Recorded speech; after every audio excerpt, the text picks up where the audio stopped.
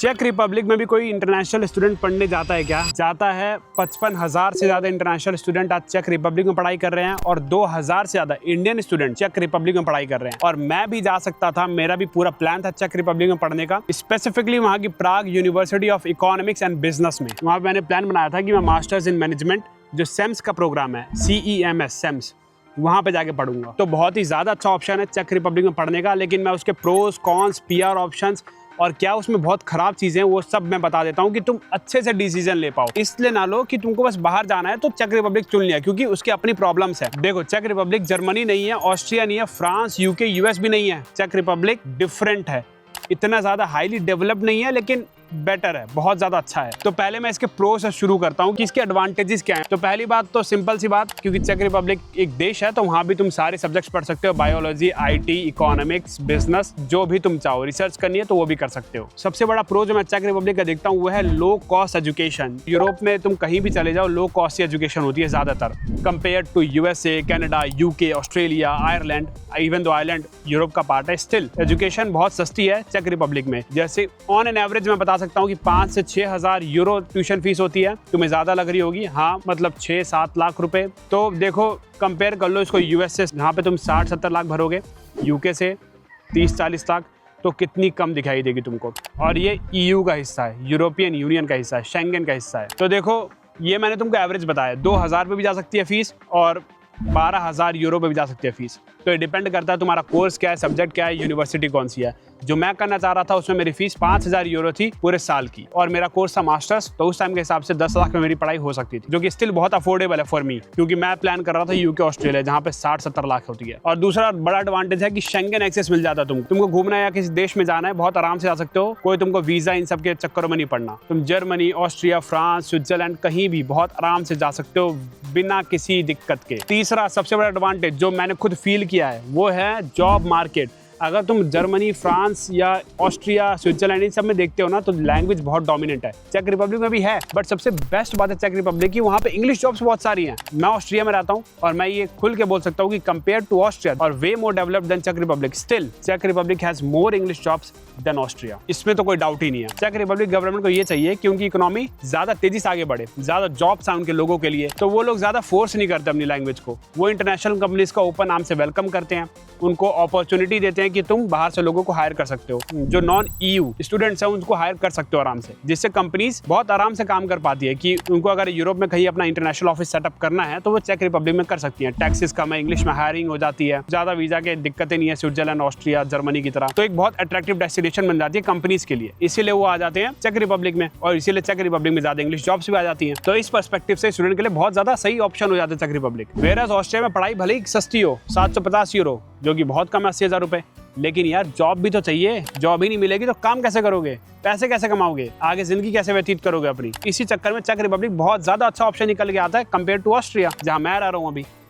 अगला एडवांटेज है student friendly visa rules and work rules. क्यों?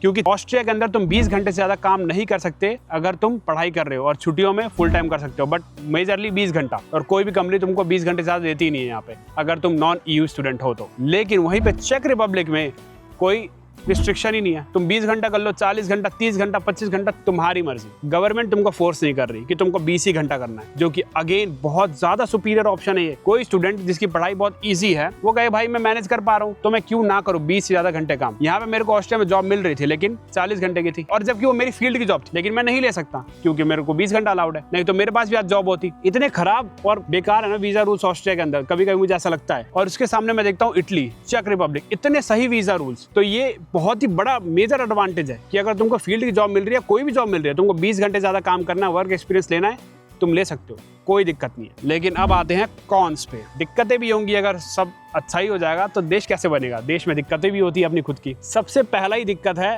लैंग्वेज बैरियर, चेक लैंग्वेज बैरियर। जैसा कि मैंने बताया वहाँ पे इंग्लिश जॉब्स अवेलेबल हैं, बिल्कुल हैं, लेकिन ज्यादातर जॉब अगेन चेक में होती हैं, तो तुमको चेक आनी बहुत ज़रूरी है। अगर तुमको चेक नहीं आती तो जॉब के लिए स्ट्रगल करोगे। हाँ, इंग्लिश जॉब्स मिलेंगी, मेरा खुद का दोस्त जो चेक रिपब्लिक में पढ़ा है उसको स्कोडा में जॉब मिल गई थी, और स्कोडा इंग्लिश में हायर कर लेता है तो उसको जॉब मिल गई, तो प्रूफ है। लेकिन उसके खुद के और भी दोस्त थे जो कि इंडिया चले गए या फिर उनको जॉब मिलने में बहुत दिक्कतें आई क्योंकि उनको चेक नहीं आता, और क्योंकि सबको इंग्लिश जॉब तो मिल नहीं सकती। दूसरा कि लोअर सैलरीज। अब चेक रिपब्लिक ज्यादा डेवलप नहीं है जर्मनी ऑस्ट्रिया की तरह, जैसे कि मैंने बताया, तो वहाँ पे सैलरीज कैसे ज्यादा होंगी इनसे। सैलरीज अगर तुमको ज्यादा चाहिए तो जो मेरा दोस्त स्कोडा में काम कर रहा था चेक रिपब्लिक में वो स्विच कर चुका है अब ऑडी जर्मनी में। क्यों किया? क्योंकि सैलरीज का बहुत बड़ा फर्क था। चेक रिपब्लिक स्कोडा में कम सैलरी थी, वहीं चेक रिपब्लिक ऑडी में ज्यादा सैलरी थी, और ऑडी स्कोडा एक ही ग्रुप के अंदर आते हैं, फोक्सवैगन। तो वो जर्मनी गया बिकॉज ऑफ सैलरी, लेकिन उसको रहना पसंद था प्राग में, क्योंकि प्राग ज्यादा लिवेबल सिटी है कंपेयर टू जहां वो अभी है जर्मनी में। तो ऑल एंड ऑल देखा जाए तो ये बहुत बड़ा कौन है कि सैलरीज कम है, लेकिन प्राग में रहना महंगा है। मैं बता दूं, रेंट्स महंगे हैं, तो सैलरीज बहुत बड़ा फैक्टर है एक, जिसके वजह से लोग वहाँ जाते नहीं है। तीसरा कि अगर तुम बिग सिटीज में जा रहे हो, प्राग, बर्नो जैसी सिटी में, तो तुम्हें हाउसिंग क्राइसिस फेस करना पड़ेगा, बहुत ज़्यादा फेस करना पड़ेगा, क्योंकि वहाँ पे दिक्कतें हैं हाउसिंग की, और वो नॉर्मल है यार, हर सिटी में ही है। बर्लिन, म्यूनिक, वियना, कहीं भी जाओ ये है ही है। इसका सोल्यूशन ऐसा नहीं है कि तुम सिटी स्विच कर लो तो बच जाओगे, ये दिक्कतें अब हर मेजर सिटी में यूरोप। तो मेरे हिसाब से 3 मेजर प्रॉब्लम थी जो मैंने तुमको बताई, और किसी को अगर पता करना है कि पीआर का क्या सिस्टम है तो वो भी मैं बता देता हूँ। अगर तुम पढ़ाई करते हो तो देखो पीआर तुमको मिल जाती है 5 साल के अंदर, लेकिन याद रखना कि ये जो तुम्हारी बैचलर और मास्टर्स की पढ़ाई है इसके पूरे साल नहीं गिने जाते। फॉर एग्जाम्पल, तुमने मास्टर्स करी 2 साल की, तो इसका सिर्फ गिना जाएगा 1 साल, और बाकी 4 साल तुमको काम करना पड़ेगा, तो ये टोटल मिला के होंगे 5 साल। उसके बाद तुम पीआर के लिए अप्लाई कर सकते हो। और सबसे बेस्ट बात जो चेक रिपब्लिक की मुझे लगती है वो ये है कि ये जरूरी नहीं मास्टर्स के बाद तुमको अपनी फील्ड के अंदर ही जॉब लेनी है। फॉर एग्जाम्पल, तुमको जॉब ही नहीं मिल रही, तुमको जॉब मिल रही है मैकडॉनल्ड्स में, लेकिन तुमको देश छोड़ना नहीं है, तुमको पीआर चाहिए ही चाहिए, तो कोई दिक्कत नहीं है, तुम मैकडॉनल्ड्स में भी काम करो, 5 साल रुको उस देश के अंदर टोटल, और उसके बाद तुमको मिल जाएगी पीआर। लेकिन ये केस नहीं है जर्मनी या ऑस्ट्रिया, स्विट्जरलैंड में। तुमको फील्ड की जॉब ही लेनी पड़ेगी, प्रूफ करना पड़ेगा तुमको कि तुम जो जॉब कर रहे हो तुम्हारी फील्ड की है, उसके बाद ही तुमको वीजा पे एक्सटेंशन मिलेगा, उस देश के अंदर तुम रुक सकते हो। और अगर ऐसा नहीं हुआ तो तुम्हें देश छोड़ना पड़ेगा। लेकिन चेक रिपब्लिक या इटली में मैंने देखा ये ऐसा नहीं है। तुम कहीं जॉब ले लो, मैकडॉनल्ड्स, KFC, या तुम बिग कंसल्टिंग फर्म में चले जाओ, डज नॉट मैटर। उनको बस ये चाहिए कि तुम कोई जॉब करते हो बस, और टोटल 5 साल रुके हो। और तुमको तीसरा रिक्वायरमेंट फुलफिल करना है, जो कि है तुमको A2 चेक रिपब्लिक की लैंग्वेज आती है, चेक लैंग्वेज A2 लेवल की, बस you have your PR in चेक रिपब्लिक। और उसके बाद तुम सिटीजनशिप ले सकते हो।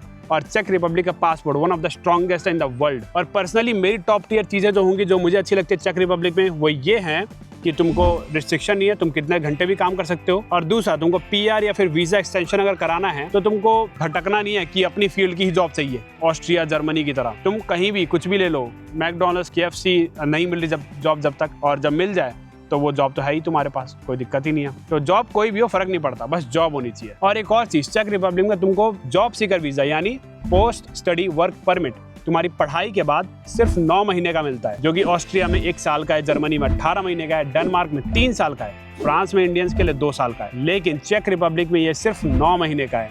यानी तुमने मास्टर्स खत्म करी, उसके बाद तुमको 9 महीने का समय मिलेगा कि तुम जॉब ढूंढ लो अपनी फील्ड के अंदर या कहीं भी। और अगर तुमने ढूंढ लिया तो गुड टू गो, तुम्हारा वीजा एक्सटेंड हो जाएगा। नहीं ढूंढा तो you have to leave the country. लेकिन कम से कम KFC, मैकडॉनल्ड्स में तुमको जॉब तो मिल जाएगी, उसमें डिफिकल्ट तो नहीं है। मेरे लिए तो ये डिफिकल्टी है यहाँ पे कि पढ़ाई करने के बाद भी 1 साल के अंदर अंदर मुझे जॉब ढूंढनी है, वो भी अपनी फील्ड के अंदर, मार्केटिंग, फाइनेंस, अकाउंटिंग, इन सब में। अगर इसमें नहीं मिली तो मैं अपनी नॉर्मल पार्ट टाइम और जॉब से सस्टेन नहीं कर सकता वीजा को, मुझे देश छोड़ना पड़ेगा। ये बहुत ही बड़ा डिसएडवांटेज है इन डेवलप्ड कंट्रीज में पढ़ने का, लेकिन बहुत अच्छा है चेक रिपब्लिक में। तो ये था ऑल एंड ऑल पूरा एनालिसिस ऑफ स्टडी इन चेक रिपब्लिक का। और मैं बाकी देशों की तरह चेक रिपब्लिक में भी बोलूंगा, कोशिश करो बड़ी सिटीज में रुकने की, ज़्यादा अपॉर्चुनिटी है, ज़्यादा अच्छी यूनिवर्सिटीज़ भी हैं। अगर तुम छोटी सिटी में जाते हो तो वही जॉब्स की कमी होंगी, इतनी बड़ी यूनिवर्सिटीज़ नहीं होंगी, तो ये सारी दिक्कतें आती रहती हैं। तो इसीलिए यूनिवर्सिटी अच्छी होनी चाहिए और सिटी बड़ी होनी चाहिए मेरे हिसाब से।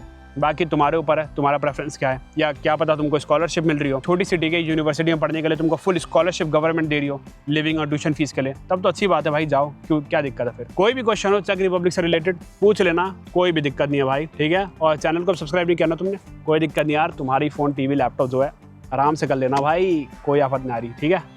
मिलते रहेंगे, नेक्स्ट वीडियो किसे बनानी है बता देना कमेंट सेक्शन में, तुम्हारे क्वेश्चन का आंसर कर दूंगा, या फिर जो भी दिक्कतें हैं भाई, मतलब पढ़ाई से रिलेटेड है, कुछ भी जिससे वीडियो बनानी हो बता देना, वीडियो बना दूंगा, कोई टेंशन नहीं, ठीक है।